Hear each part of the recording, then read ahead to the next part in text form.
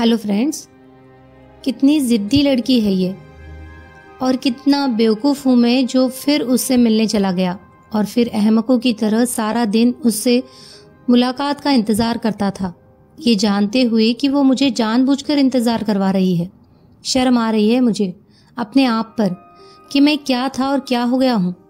मैं एक लड़की से इस कदर इंसल्ट करवा रहा हूँ और वो भी उससे जिसकी कोई हैसियत नहीं है।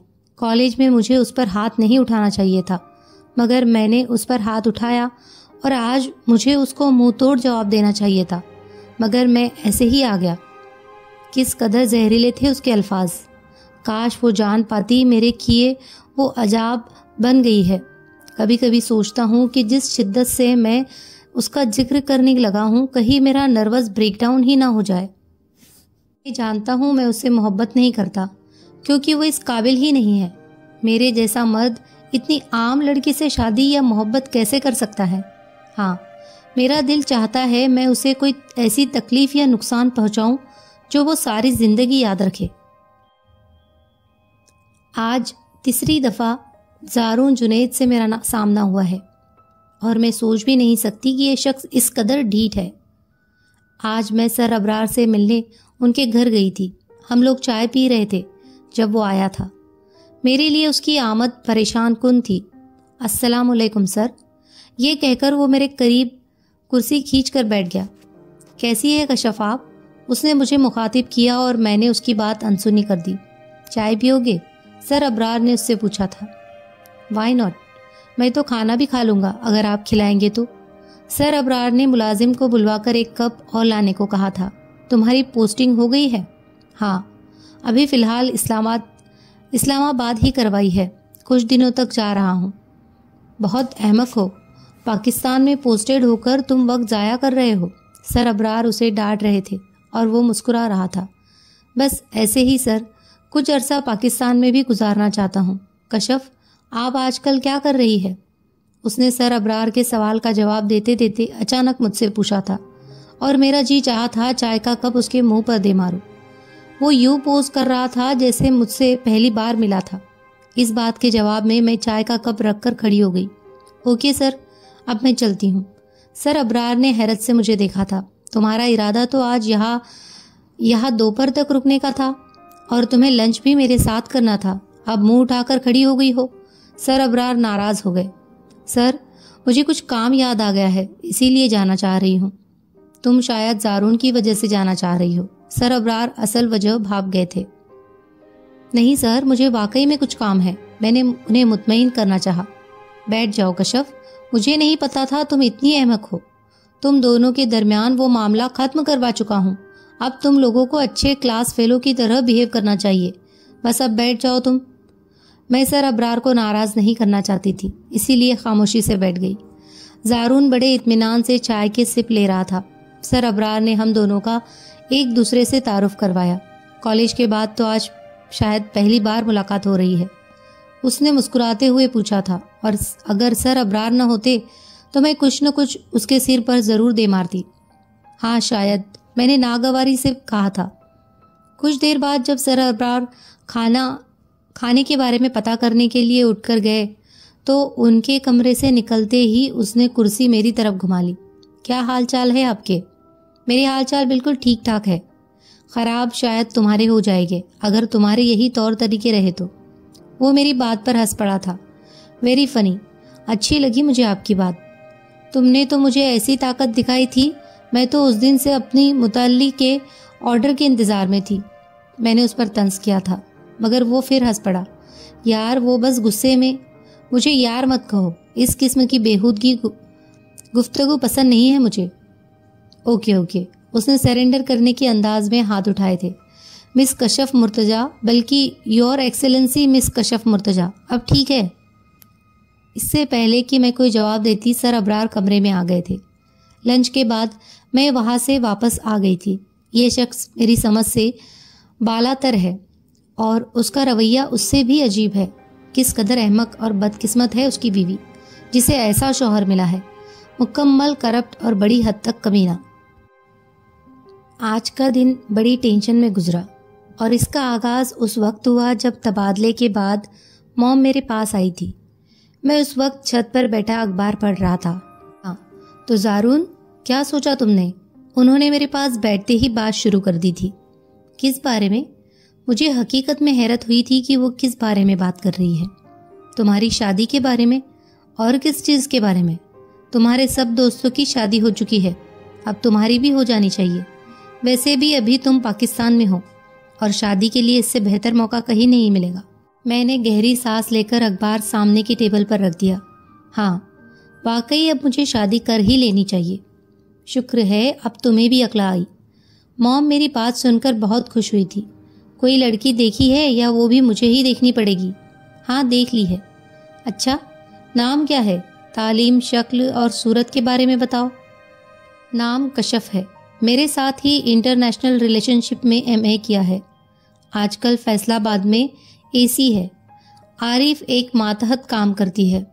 जहाँ तक शक्ल का ताल्लुक है तो जाहिर है मुझे तो खूबसूरत ही लगती है। आपको शायद न लगे। नॉर्मल शक्ल व सूरत है। उसकी फैमिली के बारे में मैं कुछ नहीं जानता, सिवाय इसके कि वो एक मिडिल क्लास फैमिली से ताल्लुक़ रखती है। मैंने बड़े आराम से उनके सारे सवालों के जवाब दिए थे। मॉम के तिसरे देखकर मुझे हैरानी हुई। उन्होंने कहा, मेरा ख्याल है तुम मजाक कर रहे हो। मैं बिल्कुल संजीदा हूँ। और आपने ये कैसे सोचा कि मैं मजाक कर रहा हूँ? तो उस लड़की के लिए इतने सालों से जोक लेकर बैठे थे। मुझे उनकी बात बहुत इंसल्टिंग लगी। मैंने किसी के लिए जोक नहीं लिया। पहले मैंने शादी के बारे में सोचा नहीं था, अब सोचा है तो अपनी पसंद बता दी है।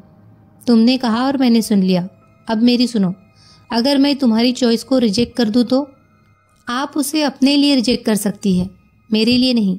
मुझे हर कीमत पर उसी से शादी करनी है। मैंने हिम्मती अंदाज में कहा। देखो ज़ारून, वो खूबसूरत नहीं है, कोई बात नहीं। उसकी तालीम कम होती तब भी ठीक था, मगर उसका फैमिली बैकग्राउंड बहुत अच्छा होना चाहिए।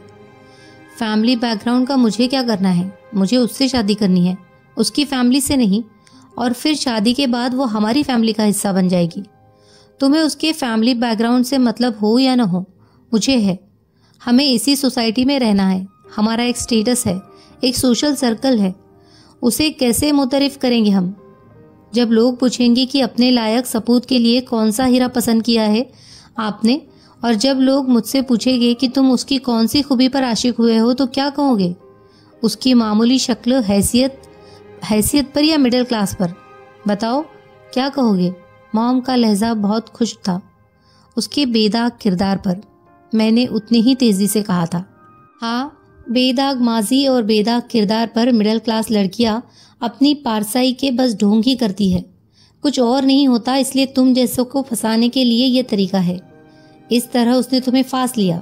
अगर इतनी ही पारसा होती तो तुमसे मिलना तो एक तरफ तुम्हारी शक्ल भी ना देखती। कहाँ ये रोमांस फरमा रही है? क्या बेदाग किरदार है? तब आपको ये जानकर खुशी होगी कि वो आपके बेटे का मुंह भी देखना नहीं चाहती, और आपको ये जानकर मजीद खुशी होगी कि वो मुझे नहीं फांस रही है, मैं उसे फांस रहा हूँ। जब वो तुम्हारी शक्ल भी नहीं देखना चाहती तो तुमसे शादी कैसे करेगी? मॉम ने मुझ पर तंज किया था। ये आपका नहीं, मेरा मसला है। मैंने उनके तंज को नज़रअंदाज कर दिया। उसमें ऐसा क्या है जो तुम इस तरह पागल हो रहे हो? जो पसंद आया था वो आपको बता दिया है। वैसे ये सवाल आपने कभी मेरे भाइयों से नहीं किया जब उन लोगों ने लव मैरिज की थी। तुम अपने भाइयों का कशफ के साथ कंपैरिजन मत करो, क्योंकि उनके दरमियान कोई मुकाबला नहीं है। और तुम्हारे भाइयों ने लव मैरिज करते वक्त तुम्हारी तरह बंद करके इश्क नहीं फरमाया था। उन्होंने मोहब्बत नहीं, बिजनेस किया था। मगर मैं नहीं करूँगा। मैं हर कीमत पर कशफ ही से शादी करूँगा। वो मेरी बात पर एकदम से खड़ी हो गई थी। मेरे ख्याल से इस बारे में तुम अपने डैडी से बात करो तो ठीक है। शायद वो तुम्हें सब समझाने में कामयाब हो जाएंगे, जो मैं नहीं समझा सकती। कोई मुझे कुछ भी नहीं समझा पाएगा। मैं अपना फैसला नहीं बदलूंगा। ठीक है, यदि तुम फैसला नहीं बदलोगे तो उस लड़की या हम में से किसी एक का इंतखाब कर लेना। वो ये कहकर बड़े गुस्से में मेरे कमरे से निकल गई। मैं जानता था कि मॉम आज ही सब डैडी को बता देगी, और मैं डैडी को किसी सूरत में कायल नहीं कर सकता। सर अबरार ही थे जो ये काम कर सकते थे। मैं सर अबरार से बात करने यूनिवर्सिटी चला गया। मुझे देखकर वो हैरान हुए थे। सर, क्या आप मेरे साथ घर चल सकते हैं? क्यों भाई, ऐसी भी क्या बात हो गई? सर, मेरी शादी का मामला है। तो तुम मुझे क्यों इन्वॉल्व कर रहे हो? क्या इतनी मामूली सी बात के लिए मुझे लेकर आए हो? वो काफ़ी नाराज़ हो गए थे। सर, एक अहम मसला है। मैं अपनी मर्जी से शादी करना चाहता हूँ और मॉम इस पर तैयार नहीं है। उन्होंने मुझे घर से निकाल देने की धमकी दी है और मेरा ख्याल है कि वो आज लंच पर ही डैडी से बात कर लेगी। इसीलिए मैं आपको लंच से पहले लाया हूँ। मैंने उन्हें पूरी बात बता दी। किससे शादी करना चाहते हो तुम कि भाभी तुम्हें घर से निकाल देना चाहती है? मैंने झिझकते हुए कशफ का नाम ले लिया। क्या कशफ मुर्तज़ा से शादी करना चाहते हो? मैंने उनके सवाल पर इस बात में सिर हिला दिया।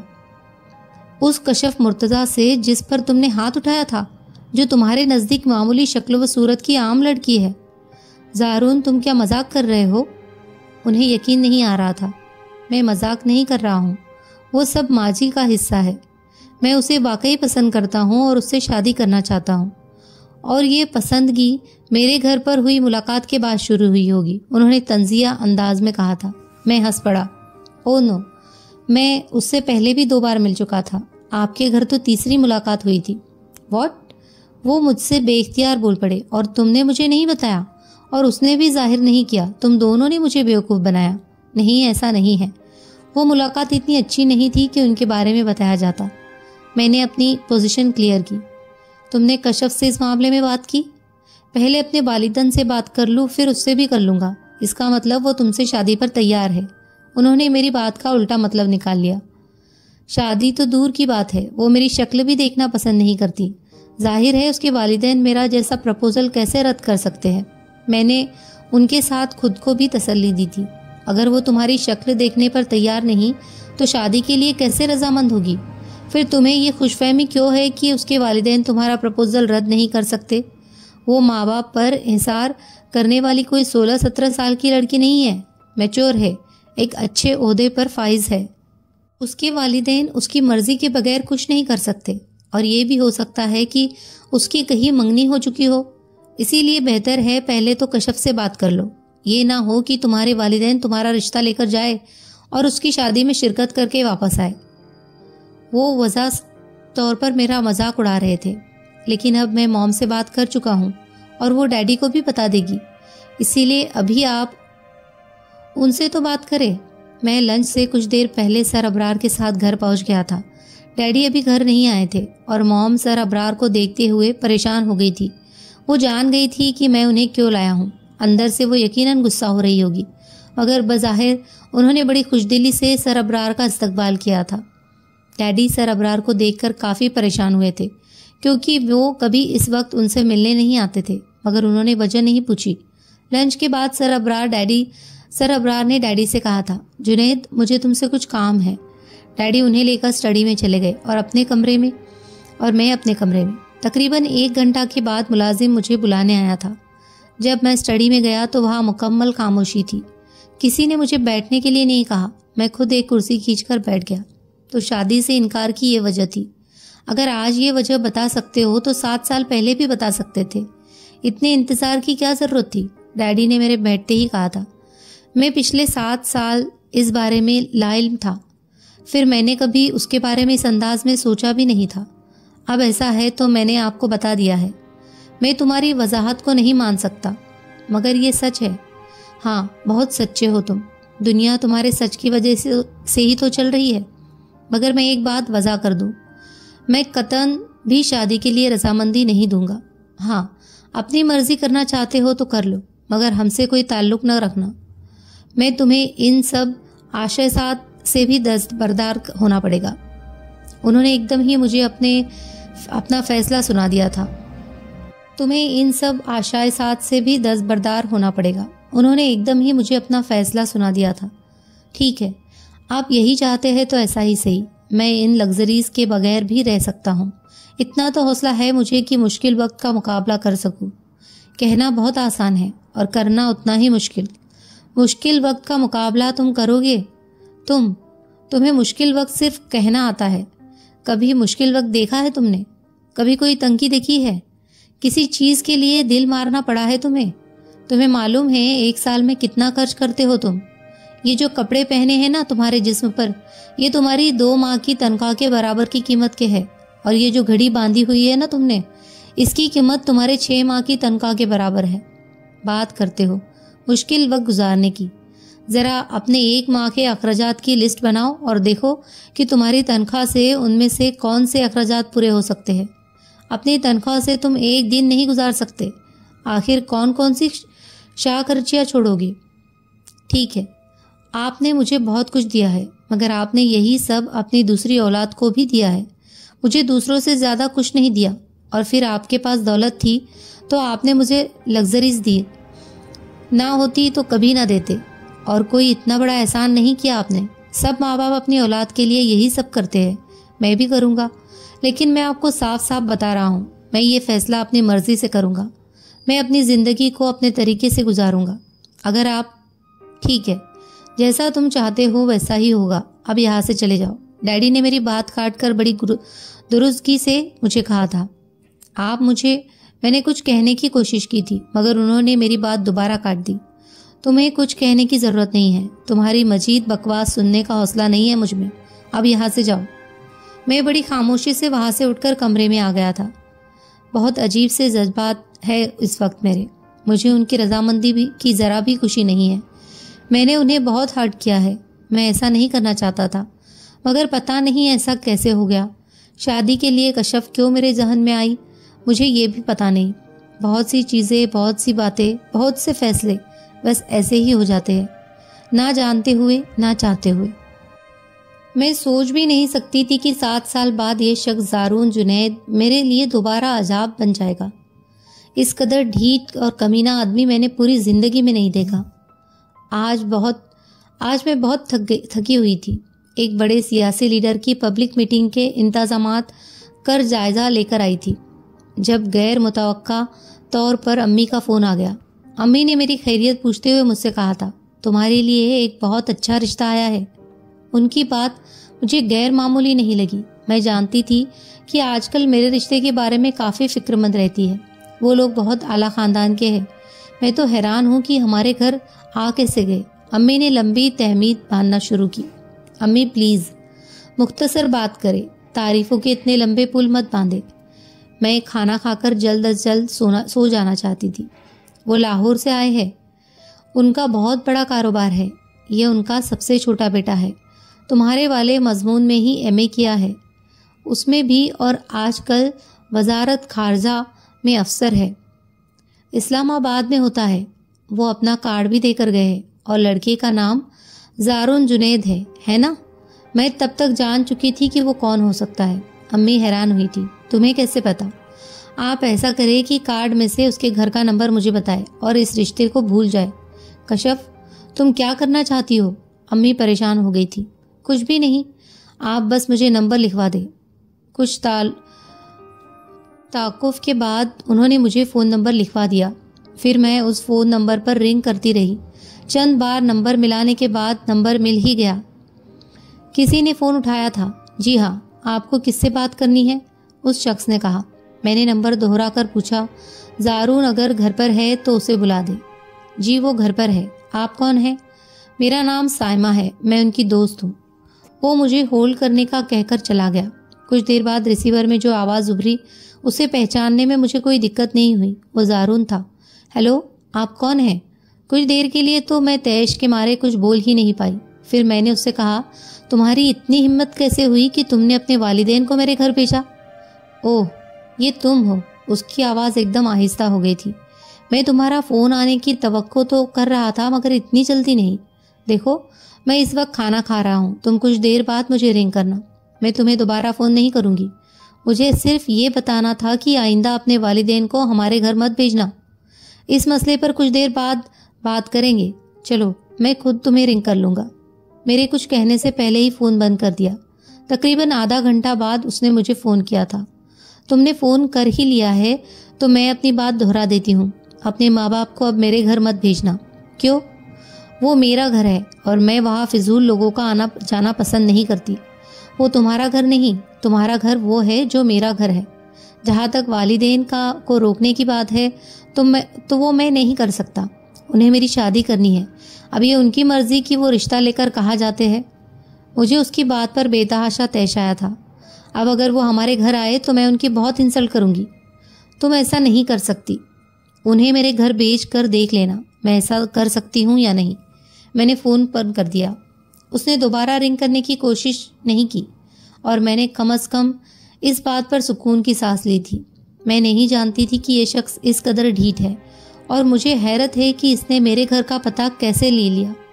पहले भी मुझे इसकी वजह से परेशानी उठानी पड़ी थी, अब फिर वो मेरे लिए मुसीबत बन गया। पता नहीं खुदा मुझे पुरसुकून क्यों नहीं रहने देता है। हर आदमी को कभी न कभी आराम मिल ही जाता है, मगर मेरे नसीब में तो शायद ये है ही नहीं। कुछ दिन इतने खूबसूरत होते हैं कि आपको हमेशा याद आते रहते हैं, हालांकि आपको जाहिरन उन दिनों में कुछ नहीं मिलता। आज का दिन भी ऐसा ही था। आज पहली बार मैं कशफ को झुकाने में कामयाब हुआ हूँ और इस खुशी को, इस एहसास को मैं अल्फाज में बयां नहीं कर सकता।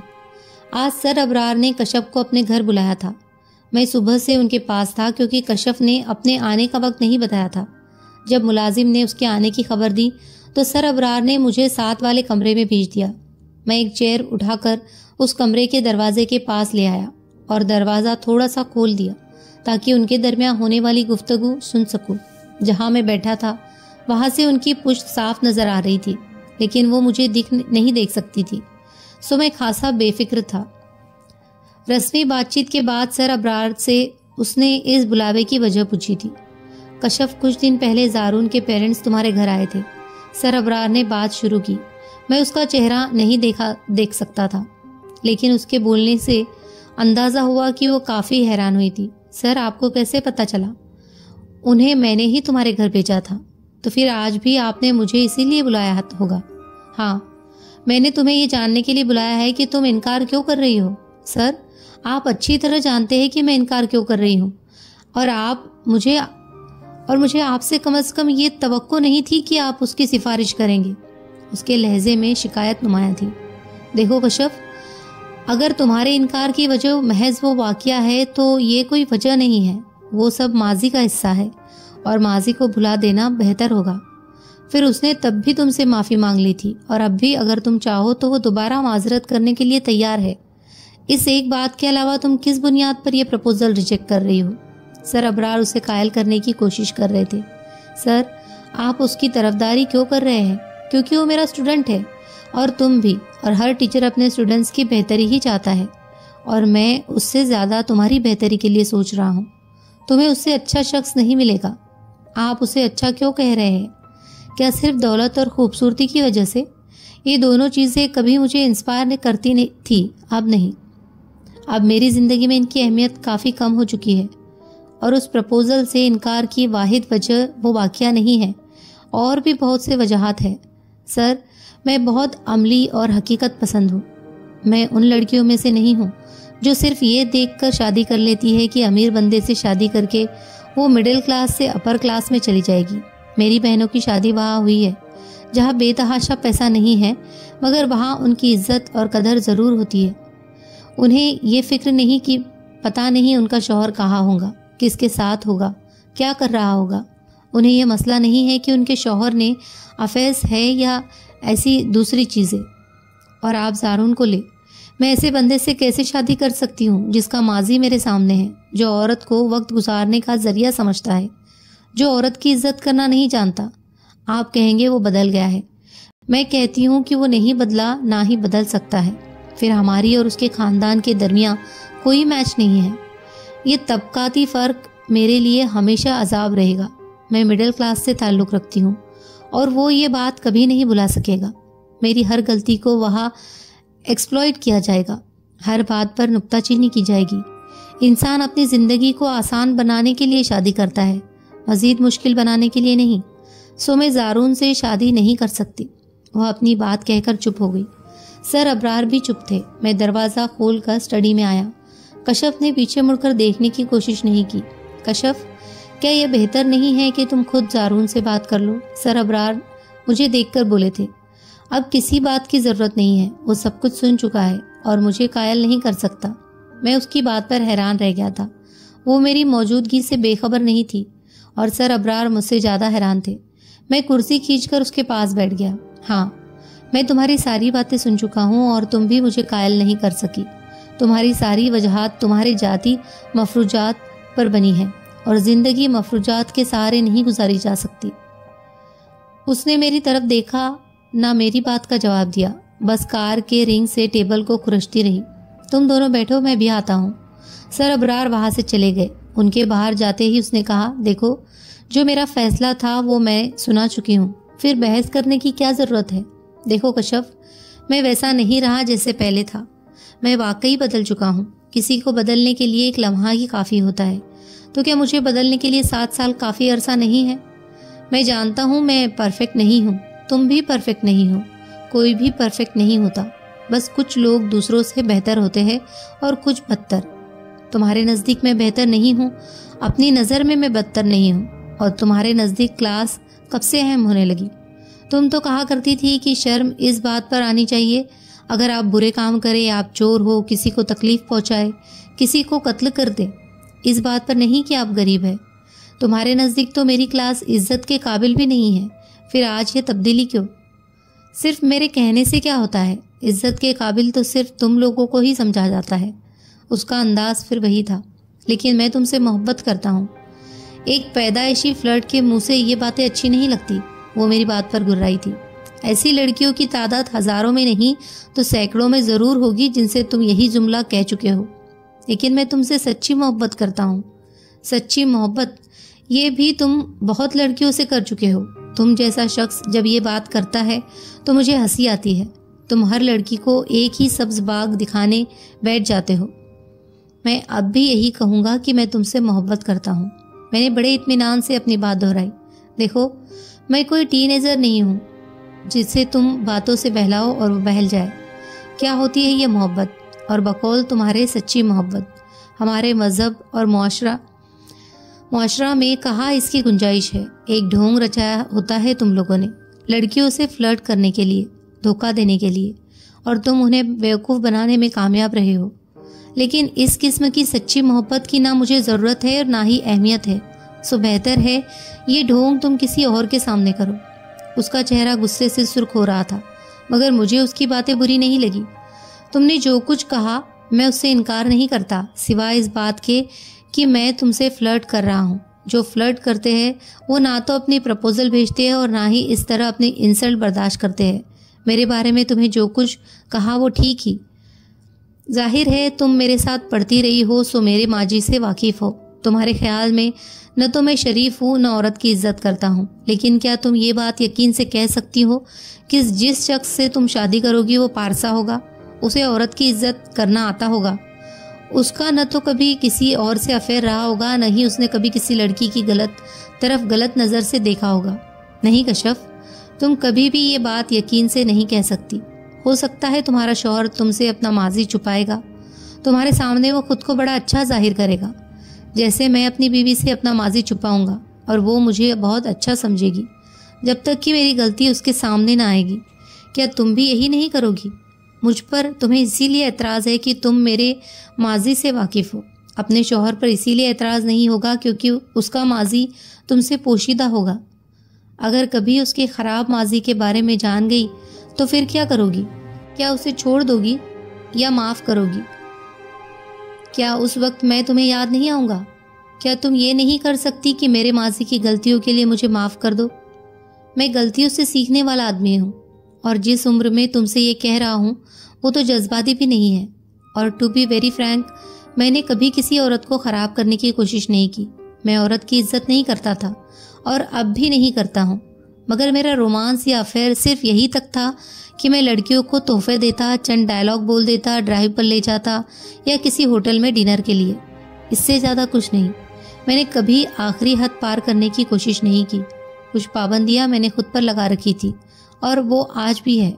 मुझे अपना करियर बनाना था और गलत चीज़ों में पढ़कर मैं इसे तबाह कर बैठता, और मैं ये नहीं चाहता था। हो सकता है तुम्हें मेरी बातों पर यकीन ना आए, लेकिन मैं सच कह रहा हूँ। लेकिन अगर तुम मेरा प्रपोजल रिजेक्ट करोगी तो क्या होगा? ये 20वीं सेंचुरी है, जो लेने का ज़माना तो नहीं है। शादी तो मुझे करनी ही है, आज नहीं तो चंद साल बाद से ही। तुम्हारे जैसी लड़की मुझे मिल ही जाएगी, क्योंकि तुम दुनिया में वाहिद लड़की नहीं हो। हाँ, मगर मैं तुम्हें मिस ज़रूर करूँगा, क्योंकि उसमें हर खूबी सही, फिर भी वो कशफ मुर्तज़ा नहीं होगी। अपने दिल से मेरे खिलाफ मैल दूर करके देखो, शायद तुम्हें फैसले में आसानी हो।